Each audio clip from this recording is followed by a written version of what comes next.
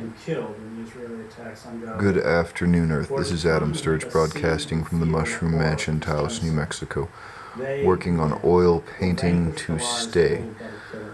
Alright, this one's still in pretty early and rough stages, but I'm liking the way it's developing. What I want to do now is apply some simple light and dark blocking into the buildings in the background. So I have a pink mixed up for the highlight side, a very light bright pink, deeper purplish color for the shadow side, and then a deep lake blue for the deepest shadows in the foreground, building wreckage, and a little black and a little bit of light blue to start reworking the foreground figures. So here we go. But fear and hunger are all, but death is all. They transmit the cries of children, the wails of grief of the mothers, the daily struggle in the face of savage, industrial violence, the triumph of their humanity through filth, sickness, humiliation, and fear. This is why writers and photographers and journalists are targeted by aggressors in war, including the Israelis, for obliteration. They stand as witnesses to evil, an evil the aggressors want buried and forgotten. The Palestinian novelist Atif Abu Said, along with his 15-year-old son Yasser, who live in the occupied West Bank, were visiting family in Gaza, where Atif was born, when Israel began its scorched earth campaign. Atif is no stranger to the violence of the Israeli occupiers. He did what writers do, including the professor and poet Rifat al-Arir, who was killed along with Rifat's brother, sister, and her 4 children in an airstrike on his sister's apartment building in Gaza on December 7th. Atif described for 85 days the horror around him, producing a haunting and powerful work, Don't Look Left, a diary of genocide. Joining me from his home in Ramallah in occupied Palestine to speak about the genocide in Gaza in his book is Atif Abu Said. So Atif, let's go back before October 7th. This isn't the first time you have had intimate exposure to Israeli violence, and of course as a boy you yourself were shot. So let's begin with that incident and then talk about the previous Israeli assaults on Gaza that you have lived through and written about. Thank you, Chris, for this powerful introduction which you just presented about the situation in Palestine and the role of authors, journalists, artists, photographers, and they've been victims of the Israeli assault, which is going on, let's remember, since 67 years. This war never stopped with the Palestinian people. When my grandmother and grandfather were uprooted from their town of Jaffa, and they were sent to the sands of Gaza to live in a refugee camp, then they died there, unfortunately. So this war never stopped, and the war against Palestinian authors, intellectuals, artists, painters, and I would say against Palestinian culture never stopped. We can remember, we can mention scores of Palestinian authors, starting with Gaston Kanafani, was assassinated in 1967, Majd al-Sharar, of course, etc. It's a long list. But thank you very much for reminding us of this fact, what that Palestinians, of course, like international journalists who try to provide the truth from Palestine, they were always as well targeted, like the American Merrick, or if you remember her, this lady was killed in Rafah 15 years ago, etc. So whoever wants to transmit or to tell about what's actually happening in the occupied territories is subject to violence and to evil, and probably would be killed. For me, as you said, I was born in a refugee camp in Jebel, a refugee camp in 1973. And I think when I was 2 months old, the war of 1973 started. So I would say, like most of the Palestinians, I was born during war, and I might die during war, actually. And this is how my shortlisted novel for the Arab Booker Prize, Suspended Life, starts. So it says Naeem, which is the main character of the novel, was born during war and he dies during war. And this is our life as Palestinian. Where we live is time out for survival. We don't survive. The normal discourse is to be killed and or your house to be destroyed like my house in this war. So what we live is like a timeout, it's a rest. So it's not the normal thing to live. So it's not normal to live. So I was born during the war, and of course, Chris, I remember the first time I was arrested, actually I would say 9 years old. I was in the elementary school when the Israeli army, this was 1982, I think it was the Beirut war at that time. And they attacked our school. We were in the elementary school. And of course, I was 9 years old. I remember my mom was telling the captain when she came to the Israeli occupation force basement. She said, he doesn't understand politics. Because she wanted me to. Anyway, I spent like one day, then they released us. We were like 10 students, 10 pupils at that time. Then, of course, when the first Intifada came, I was like most of my age. The young boys and women in my girls in my time, we were from some soldiers, and I was shot 3 times. One of them, actually, they picked a grave for me, and was supposed to be buried in the grave. And then suddenly, I remember, this was a British surgeon. She was in this what we call it, this hospital where the Israeli massacred 500 people. We call it the British hospital, the Baptist hospital in Gaza. And then she said he's alive, and I was, I went under surgery for 12 hours, etc. Then I survived, So I would say I'm the son of death, just like him of death. And so I know how does it feel, that what you live is something that you are not granted. You took from the knife of death, and always I remember that when I was trying to protect my kid Yasser, who happened to be with me during my visit to Gaza when the war broke out, and every time I have to think that he should not be killed because I would be responsible for this because I missed that. And of course, and you feel helpless. And many times I just was sitting like this in the tent, and I think, if a rocket came from Israeli helicopter or drone or whatever, and we're killed, it's not my fault. I was trying to convince myself that we human, we don't control our fate. And unfortunately, it's not even this thing that controls our fate. It's, in our case, it's the Israeli army which controls the fate of the Palestinians in Gaza, because it is this side which PCs them, this side which destroys them, and of course killing and assassination and destruction never stopped in Gaza.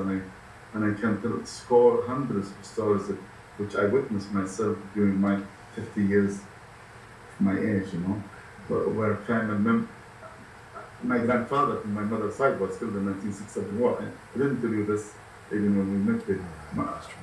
And he was injured in the neck. Can you believe it? He was in Jaffa at that time. He was like, I think 16 years old and half. And he was injured when at that time they called it the Zionist gangs for the establishment. They attacked our neighborhood in Jaffa, and he was injured. And it was in the newspaper. I have the copy of the newspaper in Jaffa. And he was injured in his leg. Then this was in 1948. It was early April 1948. Then he was killed in 1967 when the Israeli army occupied Gaza after the 6 days war. So many stories to be told about this, and always one has to remind himself that life is precious. You have to live it, and you have to struggle with it. And even in moments, I remember when I was in Israeli jail, I was in the first Intifada for I would say a couple of 5 months or 4 months. How old were you out there? Yeah, at that time I was 18 years old, I would say. I was just finishing high school. You say it in America, A1, letter.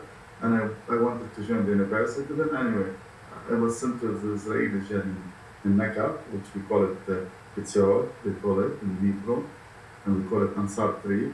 And it's always about narrative as well, struggle against about narrative terms and terminology and different. Anyway, but at that time I was in Israel in this jail, and my brother Naim, he was in Gaza Central Prison. And I remember my mother at that time, she was like a girl of 42 years old. And she was visiting us in that day. At 9 o'clock in the morning, she came to visit me. I was not transformed to make a jail. I was still in the Gaza arrestment basement, which is near the beach. It was rain, it was January. Then she was 4 years old and she was sick at that time. Anyway, she died later on. And she has to run to visit my brother in the afternoon in the other jail. So it's a tale of, life is a tale of pain, but what other choices she had? This is always I remind myself. Her 2 sons are in jail, and she has no other choice only to visit them, and to kiss them even from far, to see them, to give them power. And actually, she was younger than us, and she was telling us to still pass and body will be released. And I remember her statement. It's amazing. She said, "Listen, a prison is never built on anybody. It means, it's not like a grave. It's built, so you will leave it at a certain moment." And unfortunately, when my brother left it, she had already passed away. She couldn't see him. And one of the stories about peace and war, if you want to talk about it, is that I remember her administrating in support of Oslo Accord. This was 1993 when they signed it. It was November, it's before Arafat's arrival to Gaza. And she went happily administrating Oslo Accord.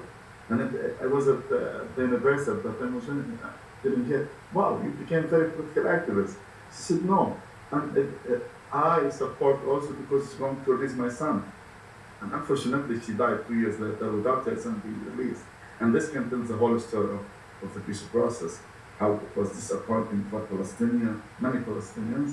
And so our life is a life of searching for your life or for your this time out. Actually, the title of my book in Arabic goes "Time Out for Survival."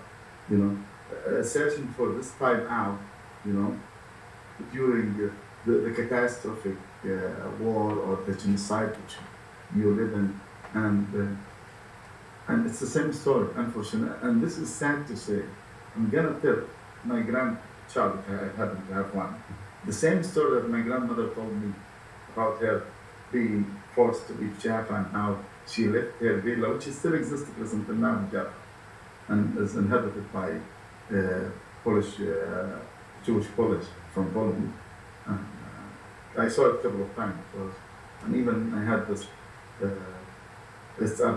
structure, which the engineer made.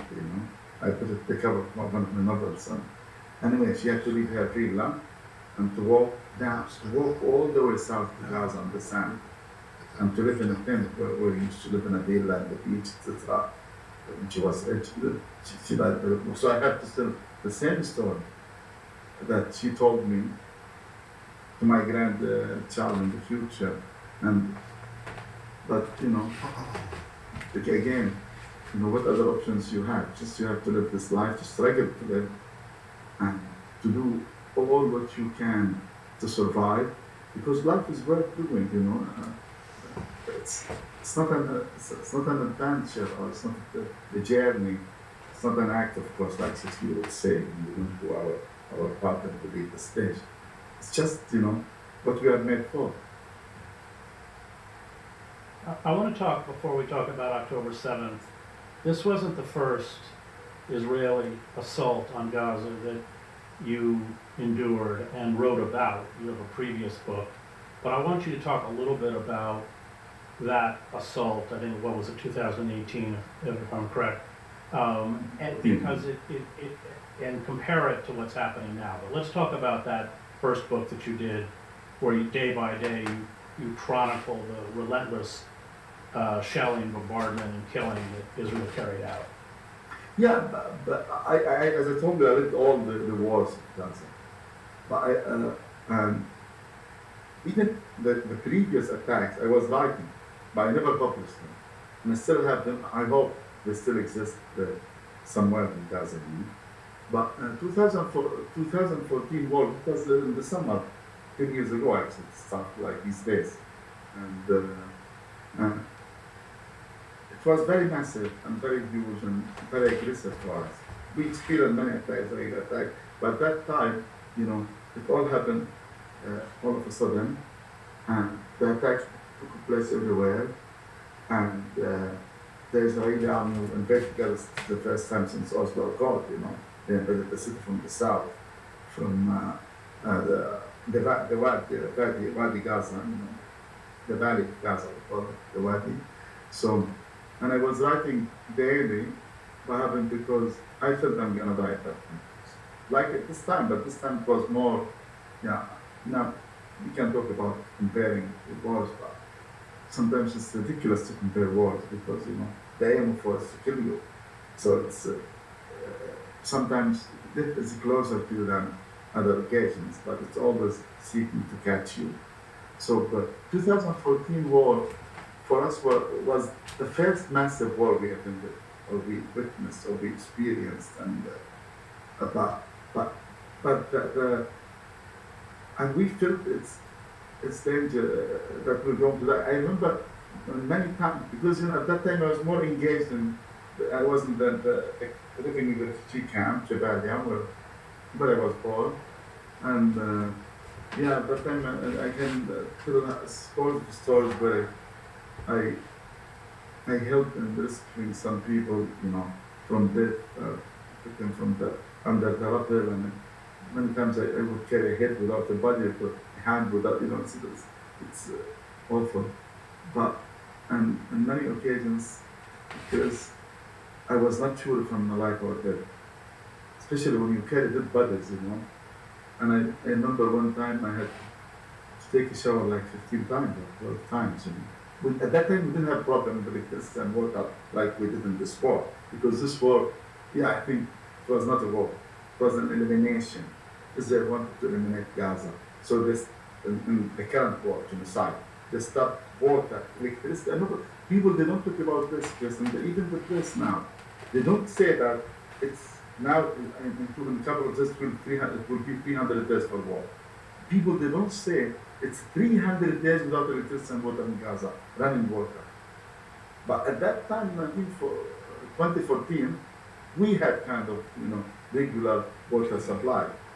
It will be kept for a couple of days, but we still have it. And we have it. So many times after washing myself like 12 times, I remember the family in it was Balaka family. They were living even near the graveyard of the camp, and I had to rush, and it was. Then I had the nightmares, and then I didn't sleep because I saw the body, the hands, the shits, or the hair without head. Like Baruch, I would carry it. Then in the night I had to wake up. 10 minutes. I'm not sure if I'm dead or alive. And I approached electricity and I wanted to touch it. So I said, if I'm alive, then, of course I needed it. But then in the last minute, I said, but what if I die? If I'm alive, then I did. I became dead, after touching. So what is the point? So no, in both cases I'm dead. So I said, no, I'm not doing this. So, but at that time, I think, I don't like to say this, was it a rehearsal, for the coming war, It was like an exercise, But so when the current war started, I remember I was in the press house, Bilal Jadallah, whom the Israeli army estimated later on. He was the head of the press plant in Gaza, or we call it the press house, and to whom I dedicated the book actually. And we were saying, trying to compare the current war with 2014 war, because 2014 war is all what we have in our memory about a massive war. Then, of course, Bilal at that time was dead, and with other my other friends, we were saying, listen, if this war doesn't stop on the 51st day, which is the length of the previous war, then this is the fact. And of course, what we were doing, we were just indulging, or we were trying to calm ourselves that this war is not going to last for 51 days. Like when we were in the tents, my grand aunt, great aunt Noor, she would ask me, "Oh, do you think we're going to spend Ramadan here?" Because she doesn't want to spend Ramadan in the tent. And by the way, Noor, she lived her childhood in the tent, and she died there. And she lived in, pretty good. spent the last couple of months of her life in the tent, like my mother-in-law as well, who was born in 1948 in Magdal, in Ashkelon, and she was killed by her mom to Gaza, where she lived the first like 3 years of her life in a tent. Unfortunately, she died in a tent. I mentioned about her in my book, but she was not dead when I finished my book when I left Gaza. So my great aunt would ask, "Oh, are we going to spend Ramadan here?" Then after Ramadan over the phone, she would tell me, "Are we going to spend Eid?" Which is the first. Every time, now people in Gaza, my sister Aisha will ask me, she was asking me today, "Do you think we're going to remember the first anniversary of the war here, which means October 7 will come while we are in tents, and we can use and Del Balak now and Tarara." Yeah, sorry. It's lots of. I'm sorry for being long. No, you go as long as you want. I want to talk about Rifat before we talk about your book. And he was clearly tracked and assassinated by the Israelis, along, of course, with his sister and her family. But just speak a little bit about him before we begin. Yeah. I happen to know Rifat from this project, they're not numbered, which was the title of the project was taken from one of my articles in New York Times at that time, in 2014. For 2014, I was titling every day, and I think Rifat was reporting data, as you know, from the Gaza, and he was very activist in telling the Palestinian truth simply. He was not exaggerating. He was not he was not poetical like poets would do. Just he was doing it. He was writing about another about what happened to his neighbors and to his family members. And I think in one of his articles, even his mom was telling him, "Don't go don't speak on the press, because this is dangerous and you might be killed." And it's sad that we lose our voice, because it's not that the killer wants to hide his crime. He doesn't want the future crimes to be healed of. So the assassination of Rifat, like the assassination of Bilal Jadallah, as well, the head of this house in Gaza, was transmitting news from Gaza in 5-6 languages, not him, as the people working with him. Same thing, of course, with the other poets like Salim Nafar. He talked about artists, writers, photographers, and etc. So, and Serena Barkley, before, if you remember, Janine as well, she was assassinated. So the fight against the truth, or terrorizing the truth itself. So it hides by itself. So nobody dares to touch it. Nobody dares to speak about it. And nobody, because the word is stronger than the bullet, believe me. And many people, they don't remember the names of the fighters, but they remember the names of the poets, the journalists, the filmmakers who spoke about them, transmitted the truth about their life, their pain, their sorrow, their suffering. So Rifat was, I think he believed in what he did. And, as he said in his poem, "If I must die," so that the truth would be like the kite, which he referred to, flying in the sky and with long white hair. So a kid from Gaza can see it from any other place in the Gaza fields. And so this is hope, because the truth never dies. Even if they kill the transmitter, the truth never dies. We'll find another transmitter, another All right, it's going to take at least another session to get the first layer of highlights and shadows in. So I'm going to cut it here, have a brief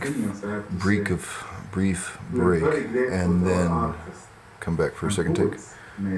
Take two coming up.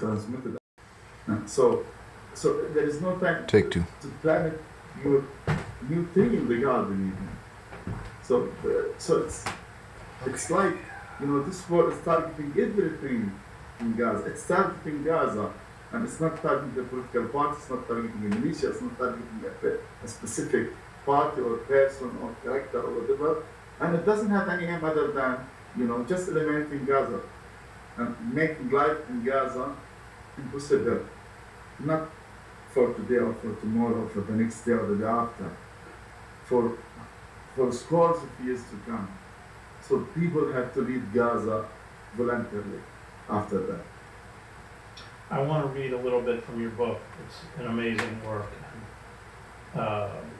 Captures the texture, horror of the genocide. When it begins, you lose a friend, a young poet, musician. You wonder about the Israeli soldiers watching you and your family, quote, their infrared lenses and satellite photography. You ask, can they count the loaves of bread in my basket, the number of falafel balls on my plates? You watch a crowd of dazed and confused families, their homes in rubble, carrying mattresses, bags of clothes, food and drink. The supermarket, the bureau of change, falafel shop, fruit stalls, perfume parlor, sweet shop, toy shop, all burned. You write blood was everywhere, along with bits of kids' toys, cans from the supermarket, smashed fruit, broken bicycles, shattered perfume bottles. The place looked like a charcoal drawing of a town scorched by a dragon. This, of course, has been a level of destruction, despite the many assaults on Gaza, that is just apocalyptic. But talk about those first days. Did you realize at the beginning that this was different? Yes, it's funny. The war started while I was swimming on the beach. I remember that I didn't go to swim the whole summer. So I was I was visiting Gaza, which was a regular visit for me. Where I visited my dad, who passed away by the way, Chris, during the war in mid-April. Unfortunately, because of lack of food and lack of medicine. So anyway, so I was visiting my dad and my sisters, Then we were supposed to celebrate the Palestinian Heritage Day, which is October 7th. And so I was there, in the morning, I had to go to the beach. I never swam on the beach. And so I went swimming in the beach and the war started. And for us, I remember I was calling my brother-in-law, Ismail, saying, Ismail, get out of the water, we have to leave. It's war, I told him. It was 6:30 in the morning. He said, no, this is another escalation. And I remember I left him inside the water. He said, Jerry, go leave me. Because he lives nearby, in Bethlehem, near the beach. So when I left, I was driving with my brother Muhammad. I think the policeman was asking us, what is happening? Nobody knew what is happening, But of course, as the night falls, when it gets very dark, we realize this is a different type of war. Because even back to 2014 war, it was not taking place in all the places at the same time. Gaza was targeted in 2014.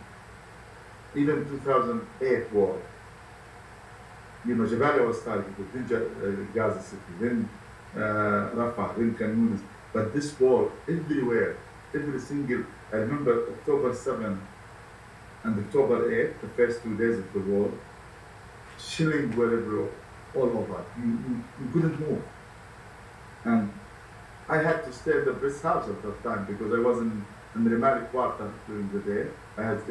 Then I couldn't leave, so I had to sleep in the press house between the desks of the journalists.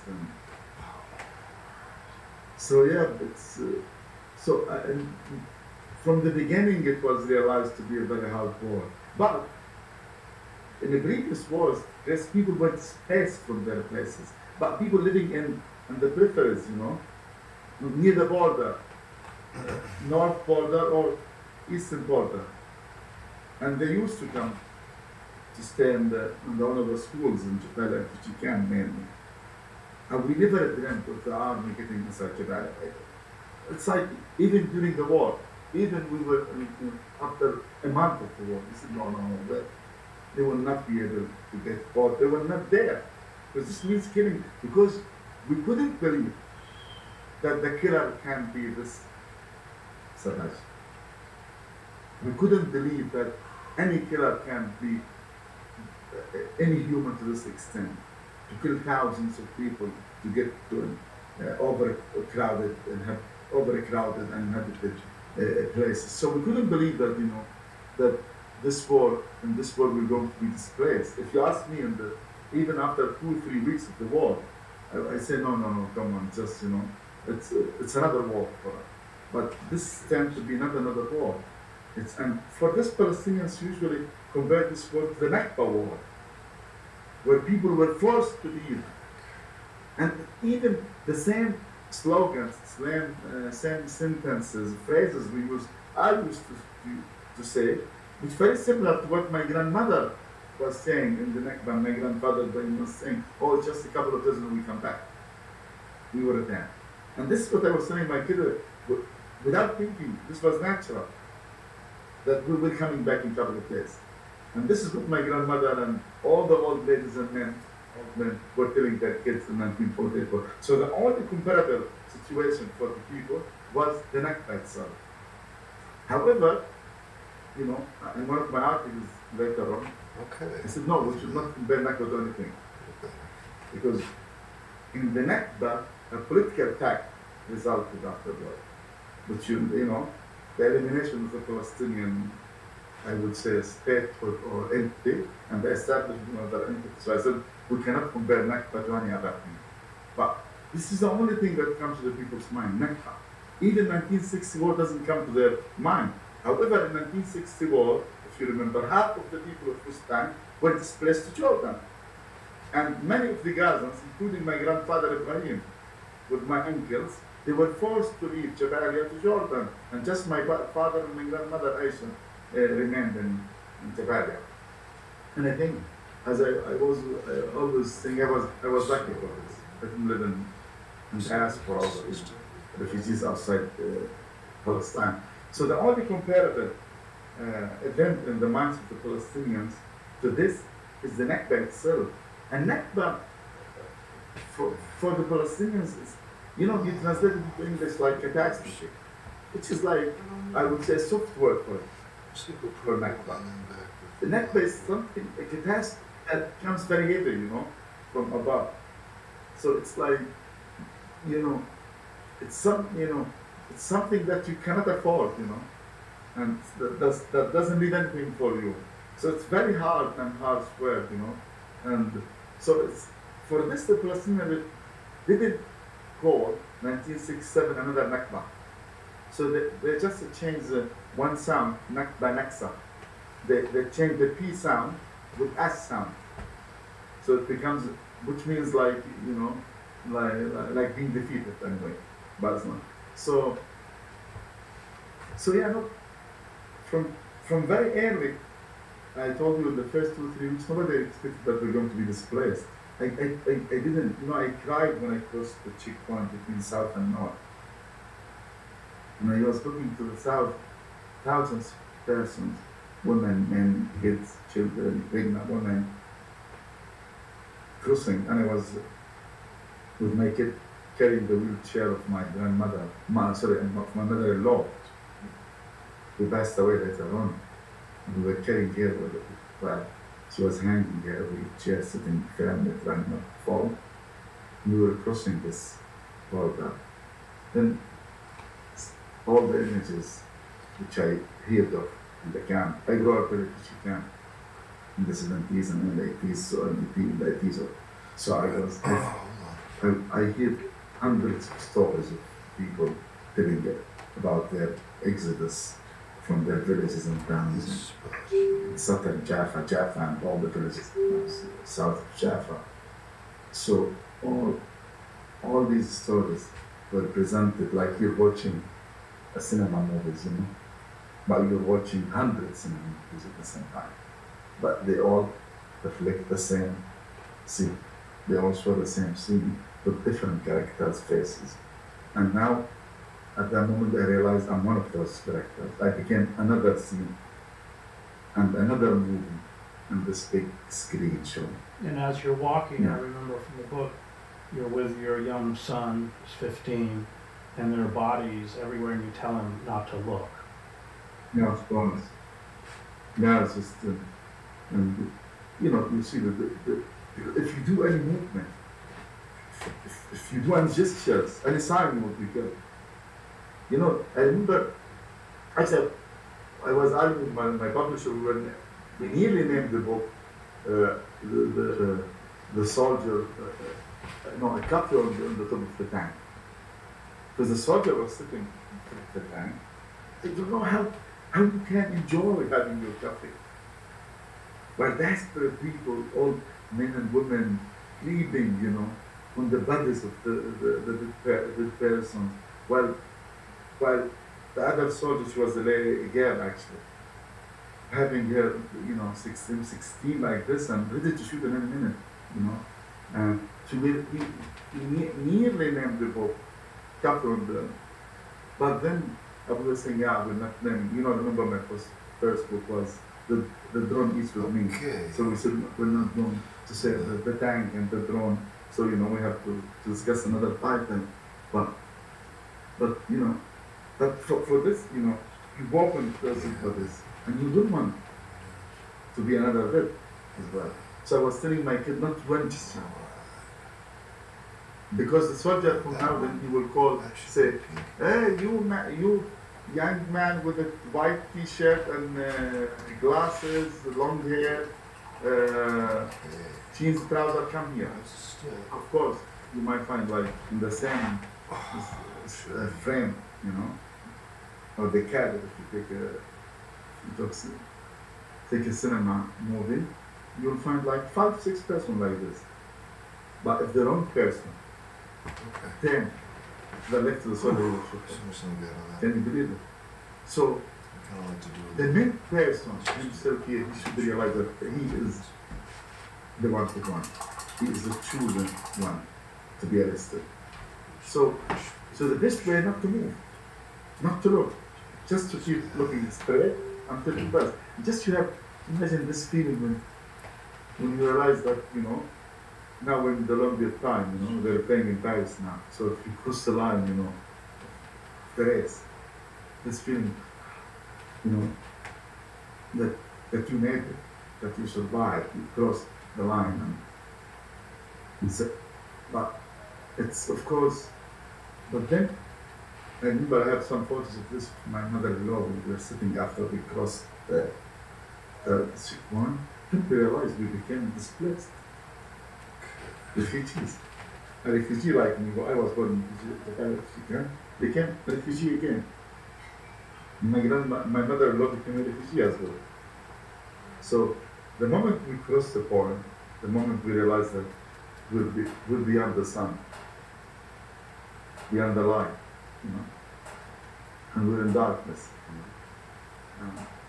And of course, it's funny, from the first day we started to regret that we did it. That we should not have crossed the line. We should not have crossed. Actually, there is a bridge there. We call it the Salatin Bridge, after it's named after the longest street in Gaza. So we were regretting that we crossed the bridge. Is there a way to go back? And I remember when I told my... No, I just remember from your book you write about your house in Jabalia and how, you may change a little bit of the street here and there, but, and you write about why you always came back to Gaza. You have a PhD from a European university. You could have easily spent the rest of your life living outside of Palestine, but you didn't, and you write about that house, which of course has now been destroyed. Yeah, actually, I always had the chance to live abroad, actually. But I never wanted. It's not, I love New York, of course. I would say New York is one of my favorite cities. I've been there.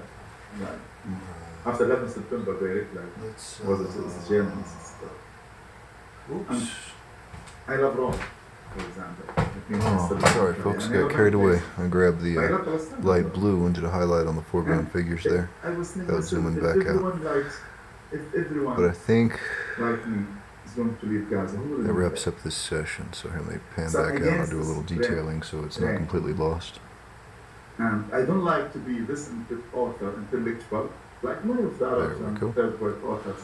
Alright. They sit in London, having their precious life, or in Paris, or in LA, enjoying American life, and they talk about the poor people back home. If I have to, I might go to Italy, as I told you, to teach. I don't mind. But temporarily, I have to. I never wanted to stay abroad all my life. Why? Please believe me, Gaza is very beautiful. It's a very beautiful coastal city. And it's now when we people from Gaza, we remember even the taste of coffee in Gaza. We would say, no, all the coffee we have, I remember this in Cairo, we had this talk. No, for God's sake. No coffee brand in Cairo is similar to the worst coffee brand in Gaza, for example. And this is true. I'm convinced of this. Of course, you might be convinced otherwise. Everybody likes his mom's cook, dishes. Everybody of us believes that his mother's dishes are the best on earth. But she might not be excellent. But for this I like Gaza. It's where I belong. It's where I can, and where I have responsibilities towards the people.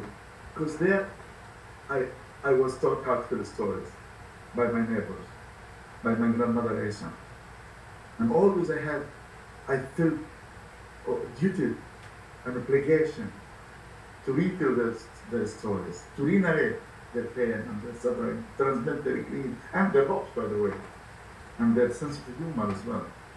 So when my house was destroyed, then I was, I cried, like, this is normal, we're human, you cannot stand past forever. So I was crying. Yeah. But I felt sorry for my characters, the characters of my novels. Like, if they came out of my books, if they jumped on the novels, so that they wouldn't know the place. Stay where they lived, those alleys. Now it's damaged now for sure. Those alleys and those little paths in between the houses where they lived all their life. But even when I was drawing, sometimes I would draw like the map of the scene, or I would say the stage, the theater of my novel, and always I depict the same area, which is my neighborhood, which is we call it the Japan neighborhood, where all the people living there are originally coming from Jaffa, the refugees from Jaffa. So I said, wow, now the streets are no more streets, the houses are no more there, the alleys are damaged. Everything has changed. So if my characters, they walk, they wouldn't know the place of the house. And if they find the house where they lived and where they were born, actually, they will not recognize it. I used to sit down near the outdoor of the house, looking to the stairs, wooden stair inside the house, which was to my room actually. Okay. And there I started almost to make up my stories, It's just I was looking to the sky from the stairs, just I was imagining myself walking up to the sky from this stair. But again, Chris, I will tell you that the actual war starts after the war finished. My wife, she lost her only sister. She doesn't have sisters or brothers. And she lost her mother, I would say. And until now, Chris, she cries every night. You know why? because she wishes until now that somebody can take the bones of her sister and her husband and her kids and bury them, because they're under the rubble since the 7th to 8th days of the war, i.e. since 290 days or more or less, yeah. So all what she wishes for is to have a grave to visit, to mourn there. And so our sorrow even is postponed. Our pain is not given its beauty. You know, so after the war, people will have more time to mourn, to cry, to give respect to the beloved persons who passed in the war. So the actual war, even at the personal level, will start after the war finishes. And of course, just you think of my dad's children, they don't have a place to stay. Even those married, those girls and boys who are married, my dad's, they don't. Their houses were destroyed as well. So there is no place to go to. There is. So while the people of the north will do this, they will carry their tents on their shoulder, and they will walk the north, strip them back again to live near the rubble and the debris of their houses. So this is a very long time. And this is what I'm saying. The end of this war is to eliminate life from Gaza. Still needs a lot of work, but I think I'm going to cut it here for the moment. Debating whether or not the city needs another layer of buildings to create more depth and distance, and also another mountain layer perhaps. I'm pretty satisfied with the swirling red ochre and gold left and right portions of the lower composition. The figures are getting better, but the rest of it still needs some adjustment at work. But this one's getting closer. But that's it for now. So thanks for watching. That's Adam Sturch broadcasting from the Mushroom Mansion, Taos, New Mexico, working on oil painting to stay. Or husband, when their building is bombed, you write the bodies of their daughter and grandchild had already been retrieved. The only known survivor was Wissam, one of their other daughters, who had been taken to the ICU. Wissam had gone straight into surgery, where both of her legs and her right hand had been amputated. Her graduation ceremony from art college had taken place only the day before. She has to spend the rest of her life without legs, with one hand. And you visit her in the hospital, and she's barely awake. And after half an hour, she asks you, I'm dreaming, right? And you say, we are all in a dream. And she says, my dream is terrifying, why? And you answer, all our dreams are terrifying. After 10 minutes of silence, she said, don't lie to me, uncle. In my dream, I don't have legs. It's true, isn't it? I have no legs. But you said, it's a dream, you tell her. I don't like this dream, uncle. And you write, I had to leave. For a long 10 minutes, I cried. Have a good night, Earth.